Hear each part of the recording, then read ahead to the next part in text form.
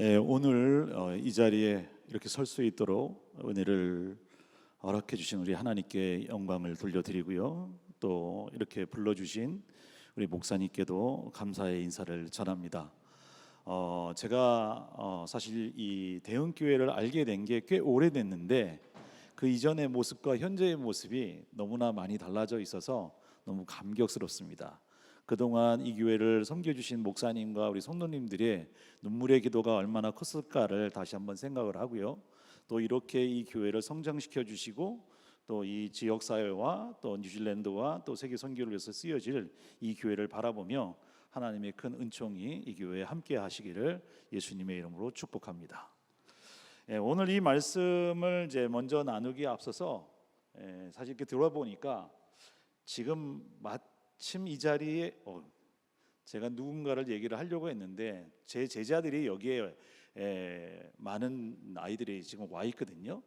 오늘 특별히 또 저기 퀸스타운에서 올라온 친구도 있고 그렇게 해서 오늘 함께 예배를 드리고 있는데, 학교 다닐 때 얘기를 좀 하자면 학교 다닐 때 떡잎이 들송 부른 사람이 있었고요. 얘는 고등학교나 제대로 졸업할까 한 친구도 있었습니다. 그리고 학교 다니면서 신앙생활을 이미 잘한 친구도 있었는가 하면 학교 다니면서 졸업하면 혹시나 세상이 좋다고 따라가지는 않을까 걱정이 됐던 친구도 있었습니다. 그 중에 한 명이 오늘 이 찬양단 가운데 있더라고요. 누구라고 말을 할 수는 없고요. 박모 씨의 딸 모승현 양이라고 말을 할 수가 없는데 저는 이 친구가 학교에 있을 때보다 대흥교회에서 신앙생활을 하면서 훨씬 더 많은 성장한 것을 지켜봐 왔습니다. 사실 목사님께서 여러 차례 저에게 말씀을 전할 수 있는 기회를 주시려고 하셨는데 제가 그때마다 거절했던 게 뭐냐 하면 목사님이 워낙 말씀을 잘 전하셔요. 성경 말씀에 근거해서 하나님 말씀을 잘 전해 주시기 때문에 저는 이 땅 뉴질랜드에 학생들에게 보낼 때마다 한 번도 이 아이들이 가서 신앙생활 잘 못할 것 같다라고 그렇게 고민을 크게 해본 적이 없어요. 적어도 대흥교회에 와서 신앙생활을 한다면 그렇게 생각을 하고 그렇게 믿는 믿음이 있습니다. 그 교회에 여러분들이 지금 신앙생활을 하고 계신 거죠. 제가 이 학교에서 우리 아이들을 이 뉴질랜드 보낼 때마다 최소한 이 교회에 간다면 그 박모 씨의 딸 모승현 양처럼 되지 않을까라고 하는 기대를 가지고 보내고 있습니다. 제가 지난 4월 초쯤에 이탈리아의 학생들하고 같이 갔었는데, 이탈리아의 로마에 가면 바티칸이 있잖아요. 세상에서 제일 작은 나라 바티칸 시국이라고 있습니다.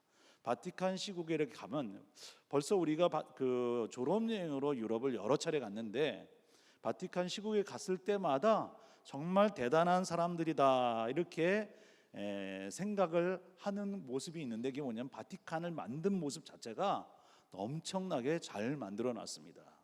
혹시나 나중에 갈 기회가 생기면 오늘 한 얘기를 잘 들어보시면 하나님께서 이 세상에 많은 창조물들을 만들어 놓으셨는데 사람이 만든 창조물도 이렇게 위대한 창조물들이 있구나라는 것을 느끼게 될 텐데요.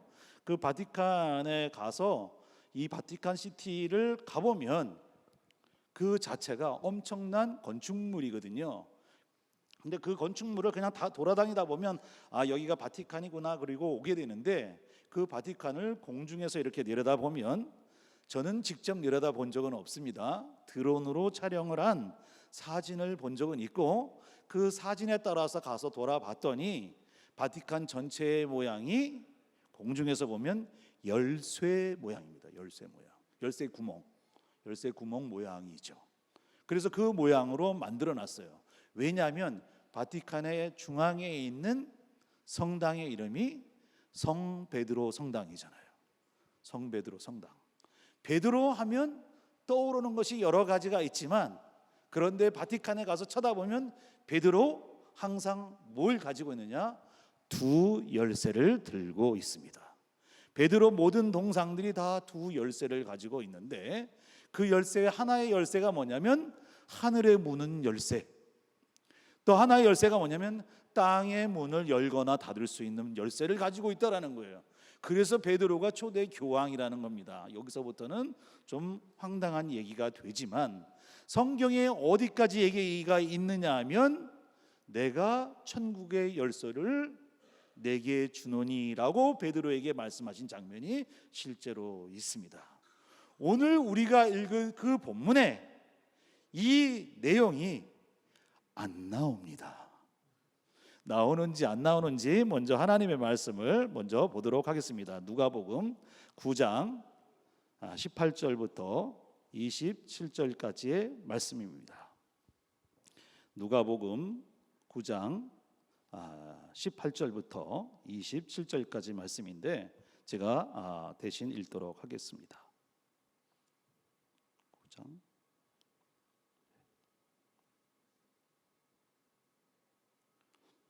예수께서 따로 기도하러 하실 때 제자들이 주와 함께 있더니 물어 이르시되 무리가 나를 누구라 하느냐 대답하여 이르되 세례의 요한이라 하고 더러는 엘리야라 더러는 옛 선지자 중에 한 사람이 살아났다 하나이다. 예수께서 이르시되 너희는 나를 누구라 하느냐 베드로가 대답하여 이르되 하나님의 그리스도이시니라 하니 경고하사 이 말을 아무에게도 이르지 말라 명하시고 이르시되 인자가 많은 고난을 받고 장로들과 대제사장들과 서기관들에게 버림받아 죽임을 당하시고 제3일에 살아나야 하리라 하시고 또 무리에게 이르시되 아무든지 나를 따라오려거든 자기를 부인하고 날마다 제 십자가를 지고 나를 따를 것이다. 누구든지 제 목숨을 구원하고자 하면 잃을 것이요 누구든지 나를 위하여 제 목숨을 잃으면 구원하리라. 사람이 만일 온천하를 얻고도 자기를 잃든지 빼앗기든지 하면 무엇이 유익하리요 누구든지 나와 내 말을 부끄러워하면 인자도 자기와 아버지의 거룩한 천사들의 영광으로 올 때에 그 사람을 부끄러워하리라. 내가 참으로 너희에게 이르노니 여기 서 있는 사람 중에 죽기 전에 하나님의 나라를 볼 자도 있느니라. 아멘. 오늘 이 누가복음에 나와 있는 이 말씀이 병행 구절로 마태복음과 마가복음에도 나와 있는데 굳이 오늘 누가복음을 제가 선택해서 함께 나누려고 하는 이유는 누가복음이 어디에 집중하기에 딱 좋은 말씀이냐면 십자가에 집중하기에 딱 좋은 본문입니다. 왜냐하면 마태복음과 마가복음에는 여기에 베드로의 칭찬과 책망이 같이 들어가 있어서 뭔가 마음이 살짝 불편한데 이 본문에는 여기가 빠져 있으니까 그러니까 십자가에 좀 집중할 수 있는 그러한 모습이 되죠. 저는 잔 로렌조 베르니니가 이 바티칸 시국을 만들 때 그 사람이 설계를 한 건축가거든요. 그런데 베드로에 어디에 집중했냐면 이 본문에 나와 있지 않는 베드로의 신앙 고백 뒤에 나왔던 주님의 은총의 말씀에 집중해서 만들었잖아요. 그것은 베드로를 영광스럽게 높여서 베드로를 마치 교회의 카톨릭 교회 초대 수장인 초대 교황으로 그렇게 인정하도록 만들기 위해서 만든 거예요. 그래서 저는 그쪽 바티칸 시국에 가서 볼 때마다 하나님을 묵상하고 하나님의 위대하심을 생각한 것이 아니라 사람들이 누구를 기억하게 되냐면 베드로의 위대함을 기억하게 되는 것이죠. 저는 베드로를 개인적으로 굉장히 존경합니다. 왜냐하면 저랑 비슷한 점이 굉장히 많기 때문에 존경을 하는데 오늘 이 본문의 병행 본문인 마태복음과 마가복음에 베드로는 칭찬과 그리고 책망을 동시에 받게 됩니다. 그런데 오늘 이 본문은 점층법으로 계속해서 주님께서 부드럽게 시작하셔서 마지막에 강조점을 빵 찍는 그런 모습을 보여주게 됩니다. 무리가 나를 누구라 하더냐 물으시죠. 그 다음에 물으십니다. 그러면 너희는 나를 누구라고 생각하느냐? 베드로의 신앙 고백이 이어지고 내가 죽어야 하고 다시 살아나야 된다라는 앞으로의 계획을 말씀하셨을 때 그때 너희들이 나를 따라오려거든. 그런 나를 따라오려고 하면 자기 십자가를 지고 나를 따라야 된다. 자기 목숨을 얻고자 하는 사람은 잃게 될 것이고 나를 위하여 복음을 위하여 자기의 목숨을 잃게 되면 나는 그 사람을 구원하리라. 내 말을 부끄러워하면 나도 나중에 다시 이 땅에 올 때 너희를 부끄러워하리라. 이렇게 말씀하시는 장면이 오늘의 내용입니다.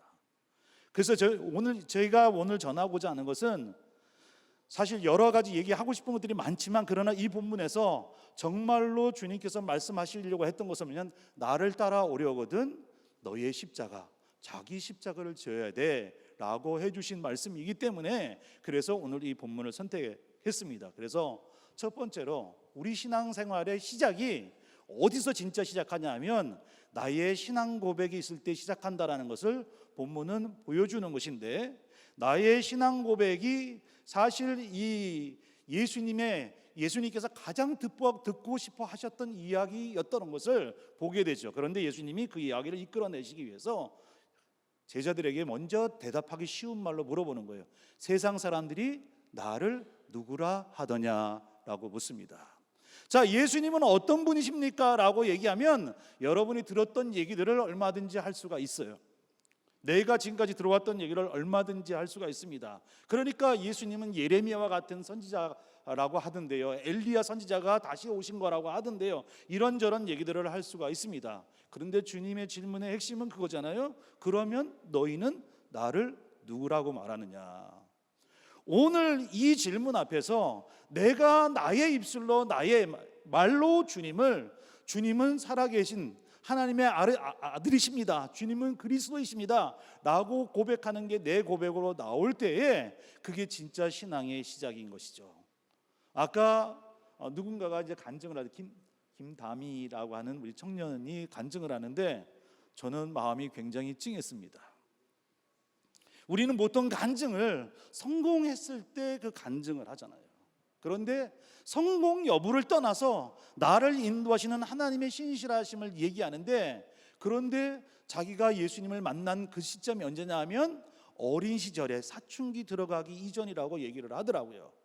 저는 얼마나 귀한지 모르겠습니다. 여러분들은 어린애가 뭘 알아 이렇게 얘기할지 몰라도 어린아이들의 입술로 예수님을 그리스도라고 고백하는, 하나님의 아들이라고 고백하는, 나의 구세주이십니다라고 고백하는 그 고백이 사실 우리 자녀들 가운데 입에서 나와야 되는 거예요. 과거에는 이 아이들의 고백이 교회 학교에서 계속해서 이어졌는데, 오늘날에는 그냥 교회 학교에 오기만 해도 감사한 시절이 되었잖아요.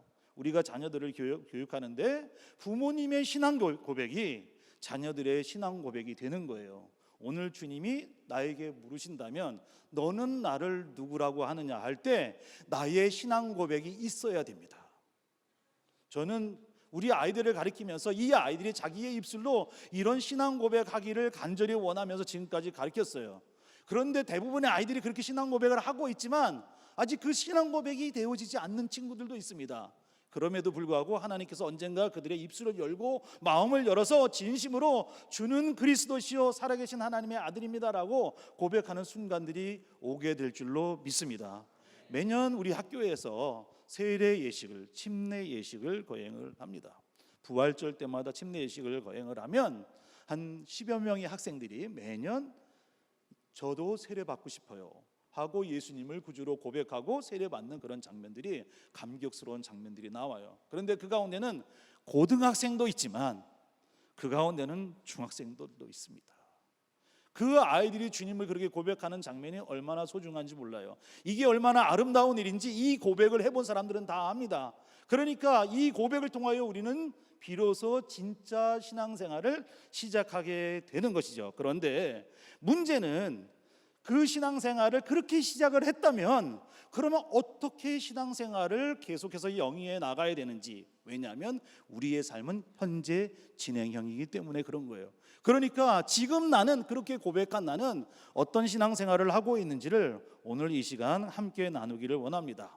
다시 오늘 누가복음이 아닌 마태복음으로 가면 내가 베드로에게 그런 말씀하시잖아요. 내가 너의 고백 이외에 내가 내 위에다가라고 하는 얘기는 베드로 위에다 진짜 교회를 짓는다라는 게 아니죠. 우리는 문맥상 놓고 보면 베드로가 했던 그 고백, 주는 그리스도시요 살아계신 하나님의 아들입니다 라고 하는 이 고백 위에 내 교회를 세우리니, 주님이 그렇게 말씀하셔요. 음부의 권세가 절대 이기지 못하는 교회를 세우겠다, 그건 주님의 약속입니다. 그러니까 우리 교회를 음부의 권세가 절대 이길 수 없는 교회로 주님께서 세워주신 줄로 믿습니다. 그러면서 베드로에게 내가 너에게 천국 열쇠를 주니 네가 하늘에서 이 땅에서 매면 바인드 하면 내가 하늘에서도 바인드 묶어주겠다. 네가 이 땅에서 풀면 루즈하면 내가 하늘에서도 풀어주겠다. 그렇게 약속하시는 장면이 나옵니다. 얼마나 영광스러운 일이에요. 우리가 사실 베드로에게만 주어진 것이 아니라 교회에 주어진 특권인 줄로 믿습니다. 믿는 사람들이 믿음으로 이 땅에서 기도하는 그 모든 것들이 하나님께서 들으시고 이루어질 줄을 믿는 그 믿음 가지고 사는 것, 그 믿음대로 사는 게 사실 쉽지가 않더라고요. 베드로가 이 칭찬을 주는 그리스도시요 살아계신 하나님의 아들입니다라고 고백했을 때 주님이 너무 기쁘셔서 베드로에게 진짜 말할 수 없는 그런 칭찬해 주시는데, 주님이 기쁘셔서 베드로야 잘했다. 네가 이 고백을 한 것은 네 능력으로 다 고백한 것이 아니라 성령께서 네게 그렇게 고백하게 하신 거야. 이렇게 했을 때 베드로가 그때 얼마나 신났겠습니까? 베드로 원래 나서기 좋아하는 사람이고 그랬던 사람이잖아요. 그때 베드로의 어깨에 힘 많이 들어갔을 거예요. 얘들아 봤지? 나 이런 사람이야. 이렇게 됐을지도 모릅니다. 그런데 주님이 그 이야기를 하신 다음에 바로 무슨 얘기하냐면 이제 드디어 때가 됐다. 내가 예루살렘에 올라가서 핍박받고 고난받고 죽어야 한다. 그래야 다시 살아날 수 있다. 이 이야기를 했을 때 베드로가 또 참을 수가 없잖아요.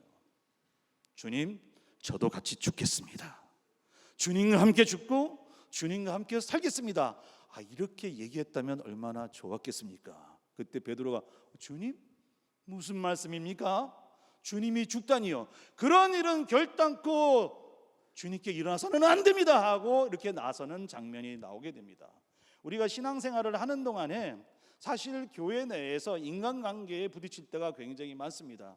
그런데 우리들의 인간관계 때문에 상처를 주고받는 이유는 우리들의 인간관계가 어디에 기초하고 있기 때문이냐면 인간적인 모습에 기초하고 있기 때문에 상처를 주고받는 거예요. 사실은 모든 크리스찬들은 교회의 모든 관계는 영적인 관계여야 됩니다. 그러니까 하나님과 나와의 관계를 다른 사람들도 갖고 있는데 그 사람들이 서로 하나님과 가까워지면 가까워질수록 우리들의 관계도 가까워지는 거예요. 누군가 하나님과하고 멀어지면 우리의 관계도 멀어지게 될 수밖에 없는 겁니다.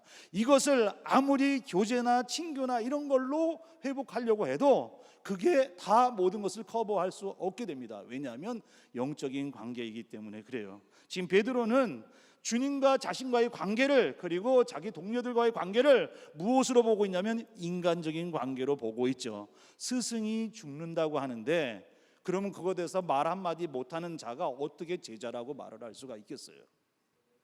주님, 얘네들은요 주님이 죽는다 그래도 입도 뻥끗 안 하고 가만히 있잖아요. 주님이 죽으시는가? 근데 저는 그런 사람이 아닙니다. 저는 의리의 사나이 베드로 아닙니까? 지금 이렇게 얘기한 거예요. 근데 주님께서 그 얘기를 들으시고 베드로야 고맙다. 너만이 내 마음을 알아주는구나. 내가 죽겠다고 해도 이놈들은 아무도 거기에 대한 반응이 없는데 네가 나를 걱정해 주니 수제자답다. 주님께서 그렇게 말씀하셨습니까? 여러분 다 알고 계시죠? 주님이 뭐라고 말씀하셨어요? 사탄아 내 뒤로 물러가라. 너는 나를 넘어지게 하는 자라. 우리 삶에 있어서 내가 잘하는 것 같은데도, 내가 뭔가 열심히 하는 것 같은데도, 그런데 나한테 자꾸 어려움들이 오고 시험이 오고 그리고 분란이 오고 불안하고 이랬던 이유들의 그 기초에 무엇이냐면 바로 이런 인간적인 생각들이 나를 지배하고 있기 때문에, 내 관계들을 갖다가 만들어가고 있기 때문에 그렇습니다. 왜냐하면 자신의 일만 생각을 하는 거예요. 인간의 일만, 사람의 일만 생각을 하는 거죠. 하나님 나라의 일을 생각하지 않습니다. 주님이 뭐라고 말씀하셔요? 내가 죽어야 하리니. 주님께서 말씀하시면 그대로 되어야 되는 줄로 믿습니다. 내가 다시 살아나야 하리라. 주님이 그렇게 말씀하시면 그대로 되는 줄로 믿습니다. 그러니까 내가 신앙 고백을 그렇게 했다면 그 고백한 신앙을 시작으로 해서, 그 고백을 시작으로 해서 내가 살아가야 되는 삶은 영적인 삶을 살아가야 되는 거예요. 그 영적인 삶은 하나님과의 관계 속에서 살아가야 되는 삶인데, 베드로는 지금 그 관계 생각하고 있는 것이 아니라 인간적인 생각들을 지금 하고 있는 것이죠. 그러면서 이 본문은 우리들에게 뭐라고 다시 얘기하냐면, 마태는 증언하기를 이렇게 증언하죠. 누구든지 나를 따라오려거든 자기 십자가로 지고 나를 쫓을 것이다, 이렇게 증언하고 있습니다. 그러니까 이 본문의 내용들을 쭉 보면서 우리는 베드로가 칭찬받았던 그 칭찬과 베드로가 책망받았던 책망에만 머물러 있어서는 안 된다라는 걸 보여주는 것이죠. 주님께서 우리들에게 말씀하신 것의 끝에 무엇이 있느냐? 십자가가 있는 줄로 믿습니다. 이 십자가를 이야기해 주시기 위해서 주님이 지고 가시는 그 십자가이기 때문에 그리스도인, 크리스찬, 그러니까 like 크라이스트라고 불리는, 이 크리스찬이라고 불리는 우리들은 주님이 하셨던 그 일을 우리가 해야 되는 사람들인데, 근데 많은 사람들이 신앙 고백에 머물러 있거나 인간적인 생각들에 머물러 있거나, 그러니까 주님을 따라갈 수 있는 그 길을 계속해서 따라갈 수 없게 되는 것이죠. 오늘 주님은 우리들에게 이렇게 말씀하십니다. 나를 따라오려거든, 나를 따라오려거든 자기를 부인하고 자기 십자가를 지어야 한다 라고 우리들에게 말씀해 주시는 거죠. 제가 학생들을 가르치고, 그리고 지금도 가끔 학생들을 만나서 이렇게 와서 우리가 하나님 앞에서 어떤 결단을 내리고 어떻게 살아야 되는지 얘기하는 이유는, 자기를 부인하고 자기 십자가를 지지 않고서는 결단코 할 수 없는 일들이기 때문에, 그래서 끊임없이 학생들에게도, 졸업한 학생들에게도 끊임없이 하나님의 말씀을 다시 알려주고 하는 그런 일들을 지금까지 하고 있습니다. 왜냐하면 교회에서 신앙생활을 하면서 봉사하면서 충성하면서 때로는 힘들고 때로는 힘에 부치고 아무도 알아주지 않는 것 같고 이렇게 하는 그 순간에 우리가 기억해야 되는 게 무엇이냐면, 좌절하거나 절망할 게 아니에요.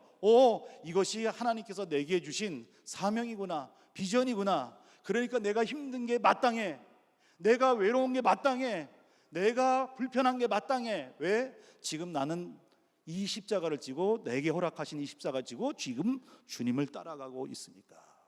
여러분, 언젠가 우리는 이 길의 끝에서 주님을 만나게 될 것입니다. 여러분의 인생 끝에서 주님을 만나게 될 것입니다. 그때 여러분들이 뭐 가지고 왔는지 되돌아보는 날이 반드시 오게 될 터인데, 그 집 하나 장만하려고 그렇게 애쓰고 그거 가지고 왔는지, 자녀들 문제 그거 짊어지고 거기까지 왔는지, 혹은 영주권 받으려고 그렇게 노력하고 시민권 받으려고 노력해서 거기까지 왔는지, 그것들도 중요하지만, 그러나 거기에 십자가가 없다면 그럼 내 인생 헛산게 되는 것이죠. 내가 이 길을 살아가고 이 길 끝에서 주님 만나게 될 터인데, 그때 내가 지고 온 십자가 거기까지 지고 왔느냐. 그래서 오늘 우리는 이 십자가를 지는 삶을 사는데, 그래서 때로 불편합니다, 때로 어렵습니다, 때때로 외롭습니다, 때때로 화도 납니다, 때때로 불안하기도 합니다. 이게 달까라는 생각도 합니다. 왜 하나님은 내가 하는 기도에 응답하지 않으시는가? 십자가 지고 가는데 여러분 편할 거라고 한 번도 생각한 적이 없을 거예요. 다시 처음으로 말씀을 돌아가자면 그런 것이죠. 저는 우리 아이들을 바라보면서 학교에서 중학생 때, 고등학생 때 신앙이 다 영글고 다 성숙해질 거라고 생각해 본 적은 없습니다. 우리는 그때 할 일들을 하죠. 그러나 이 친구들은 끊임없이 성장을 해야 됩니다. 대형교회에서 이 친구들은 계속해서 성장을 해갈 것이고, 또 어떤 곳에 가서 어떤 삶을 살아가든지 간에 그들이 섬기는 믿음의 공동체에서 계속해서 성장을 해 나갈 것입니다. 성장의 과정에서는 필연적으로 성장통을 알게 될 것이죠. 이 성장통을 알게 됐을 때 내가 내 십자가 지고 주님 따라가고 있는 것이구나, 내가 해야 될 일을 하면서 주님 따라가야 되는 것이구나 하는 것을 여러분들이 기억해 주시길 바랍니다. 한 청년이 제게 이제 그런 얘기를 해요. 일 끝나고 집에 돌아오면 쉬어야 되는데, 쉬고 싶은데, 그런데 월요일에도 해야 될 일이 있고, 수요일에도 해야 될 일이 있고, 금요일에도 해야 될 일이 있고, 토요일과 주일에도 해야 될 일이 있다 보니 사실 쉴 수 있는 날이 화요일하고 목요일밖에 없어요 라고 고백한 친구가 있습니다. 손모 씨의 아들 모주창 군이라고 저에게 그렇게 고백을 하더라고요. 그런데 그 화요일과 목요일에도 그조차도 무슨 일이 자꾸 생기니까 맨날 얼굴을 보면 피곤이 얼굴에 묻어 있습니다. 이 친구가 보면 마음이 짠하죠. 그런데 저는 오늘 이 강단에서 그 사랑하는 제자에게 이렇게 말해주고 싶거든요. 너는 주님이 허락하신 너의 십자가를 지고 주님 따르고 있는 것이다. 각자가 신앙 고백으로 신앙을 시작을 했고, 그리고 인간적인 삶으로 살아가는 것이 아니라 이제는 영적인 삶을 살겠다고 다짐을 했고, 그리고 지금 우리는 현재 진행형으로 지금 십자가 지고 주님 가신 길 따라갑니다. 왜냐하면 주님이 그거 지고 따라오라고 하니까. 이 길은 결코 편할 수 있는 길이 아니죠. 불편해도 갑니다. 기도의 응답이 안 된 것 같아도 갑니다. 영주권이 안 나와도 갑니다. 비자 문제가 해결되지 않아도 갑니다. 자녀 문제가 해결되지 않아도 갑니다. 몸이 아파도 지고 따라갑니다. 그런데 그 걸어가는 과정에서 세상 사람들은 알 수 없는 그 기쁨을, 세상 사람들은 알지도 못하는 그 기쁨을, 세상 사람은 줄 수도 없는 그 기쁨을 주님이 우리에게 주시는 것을 우리는 경험하고 삽니다. 이건 맛본 사람만이 알 수 있는 것이죠. 우리 다 같이 기도하겠습니다. 우리가 무슨 사람이냐? 십자가를 지고 십자가의 길을 걷는 사람들입니다. 주님 앞에 드렸던 신앙 고백이 있는 사람들입니다. 이제는 육적인 삶을 떠나서 영적인 삶을 살겠다고 다짐했던 사람들입니다. 그러니 십자가를 지고 가는 게 맞습니다. 힘드신가요? 네, 힘들어야 됩니다. 외로우신가요? 네, 외로워야 됩니다. 불안합니까? 네, 불안할 수 있습니다. 그런데 주님이 함께 하신다면 그 모든 불안도 외로움도 힘든 것도 그것을 기쁨으로 찬양으로 바꿔주실 주님이라는 것을 우리는 믿습니다. 그리고 세상에서 설령 성공하지 못했다 할지라도, 힘든 여정을 보냈다 할지라도 이 길의 끝에서 주님 만났을 때, 그때 비로소 내가 지고 온 이 십자가 주님 앞에 내려놓고 주님 품에 안겨서 행복하고 기쁨을 맛보고 주님께 감사하며 여기까지 올 수 있었던 게 다 주님의 은혜입니다라고 고백하는 순간이 우리 모두에게 있기를 예수님의 이름으로 축복합니다. 하나님,